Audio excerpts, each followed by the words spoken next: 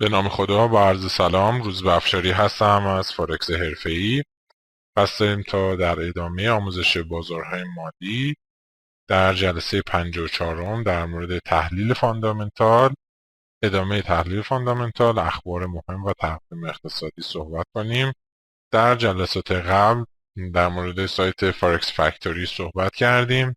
گفتیم که به چه صورتی میشه با اون سایت کار کرد و خبرها رو به چه صورتی درج میکنه، خبرهای در طول هفته. ولی این جلسه در مورد اخبار میخوایم صحبت کنیم، اخبارهای مهمی که اعلام میشه. اولین خبر مهم خبر نرخ بهره یا interest rate هستش.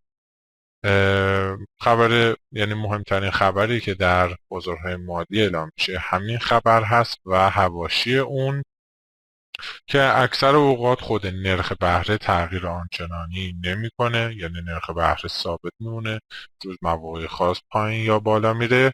ولی مواردی که در سمینار اون ارائه میشه میتونه برای اون ارز تعیین مسیر حرکتی رو انجام بده.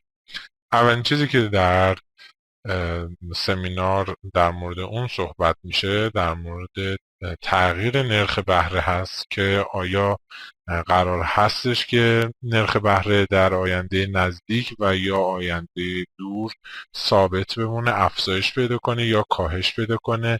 این خبر اگر به صورت این قسمت به صورت خنثی باشه تأثیری نداره، ولی اگر صحبتی از افزایش به میون بیاد خبر مثبتی هست و اگر صحبتی از کاهش به میون بیاد خبر منفی هستش. دیدگاه اقتصادی یا اکونومیک اوتلوک هست، یعنی وضعیت اقتصادی که در حال حاضر دارن و در آینده خواهند داشت به چه صورت هست. به عنوان مثال وضعیت اقتصادی خوبی رو داریم، پیش بینی میکنیم که روند همینجوری ادامه پیدا کنه. خب این خبر خوبی هست، یعنی که وضعیت اقتصادی خوبی رو داریم ولی در پیش رو با کاهش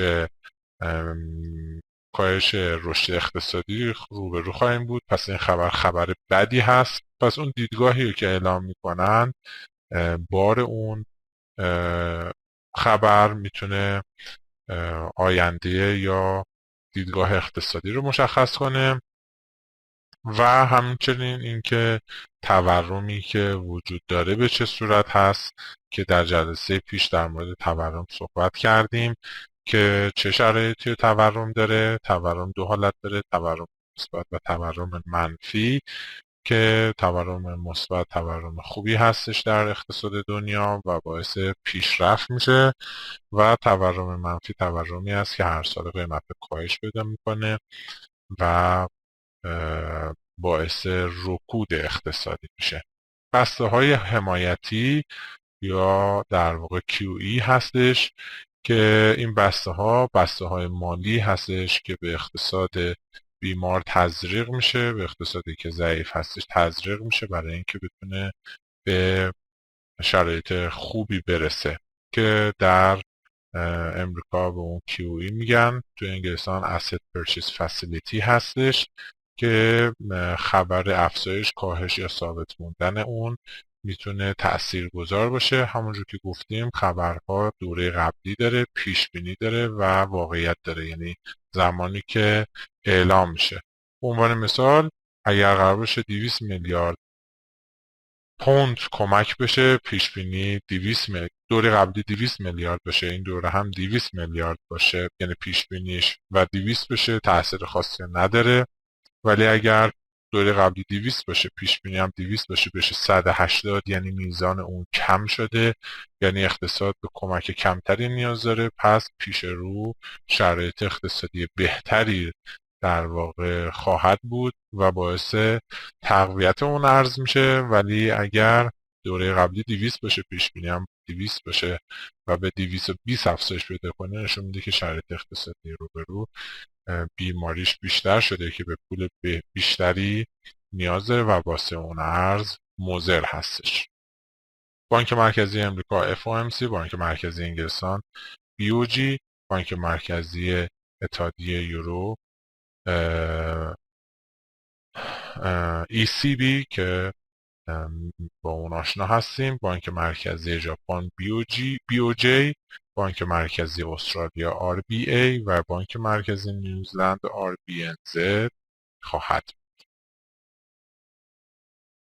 دومین خبر مهم خبر تولید ناخالص ملی یا GDP هست.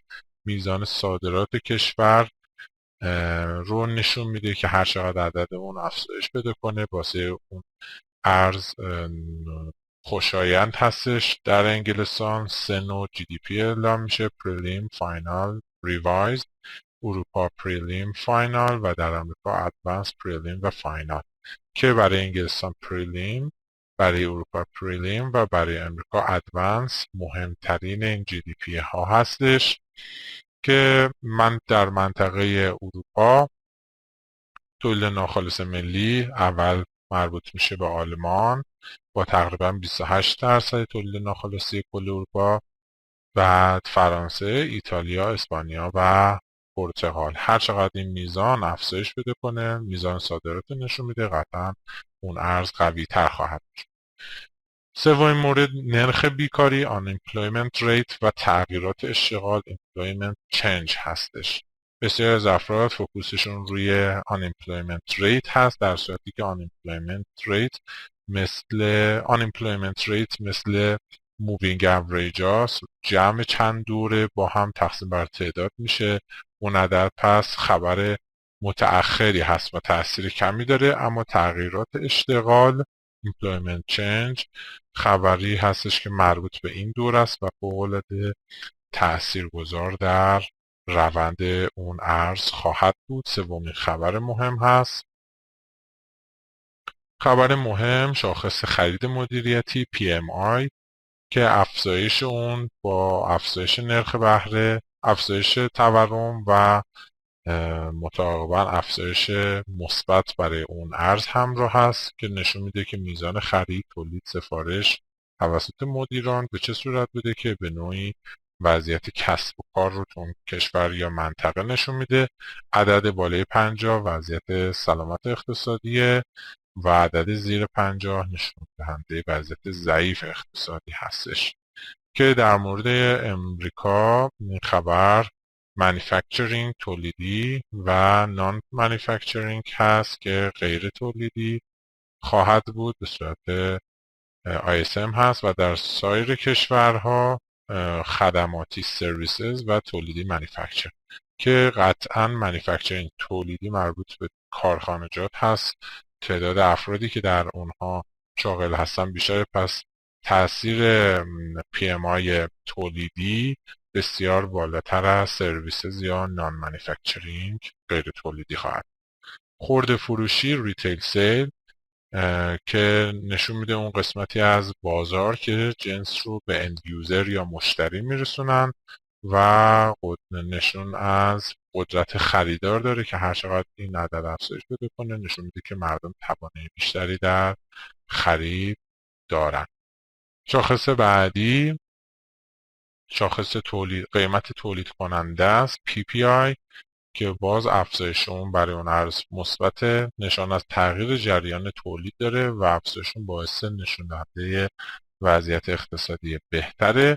سبدی از مواردی که تولید کننده هزینه میکنه تا یک کالا ساخته شه و افزایش اون باعث افزایش رونق اقتصادی خواهد شد. شاخص بعدی شاخص CPI یا شاخص قیمت مصرف کننده است. سبدی از کالاست که یک خانوار برای زندگی به اون نیاز داره و افزایشون نشون دهنده تورم و متعاقباً وضعیت اشتغال بیشتر و کار بهتر و درآمد بیشتر، پس باعث میشه که نشون بده که وضعیت بهتری رو داره. پس افزایش این شاخص تأثیر مثبتی رو روی اون ارز داره. در مواردی خاص مانند قحطی، سیل، زلزله و سایر موارد که قیمت خوراک و انرژی به شدت نوسان پیدا میکنه، در این شرایط CPI کور رو حساب میکنن که در واقع این دو شاخص ازش حذف میشه و کور CPI به دست میاد. ولی همیشه CPI ارزشش از کور CPI بالاتره، چون این نام فهم مواردی مربوط به شرایط خاصی هستش که انرژی خوراک گرون میشه. سایر اخبار هم در بازارهای مالی تاثیرگذار هستن، باید در مورد اونها اطلاعات داشته باشیم. با مروری ساده توی سایت فارکس فکتوری میتونیم اطلاعات کاملی رو نسبت به اونها کسب بکنیم. خبرهای اصلی که مسیر حرکتی رو در ارزها مشخص کنن، خبر مربوط به نرخ بهره و موارد مربوط به اون، GDP و اشتغال زایی، تغییرات اشتغال و بعد از اون موارد دیگه است که در واقع دو خبر اول یه چیز حدود 80-90% مسیر اون ارز رو مشخص میکنن و باقی خبرها باعث نوسانات هفتگی، روزانه یا ماهانه میشن. این جلسه در اینجا به پایان میرسه. با آرزوی موفقیت و پیروزی شما. خدا نگهدار.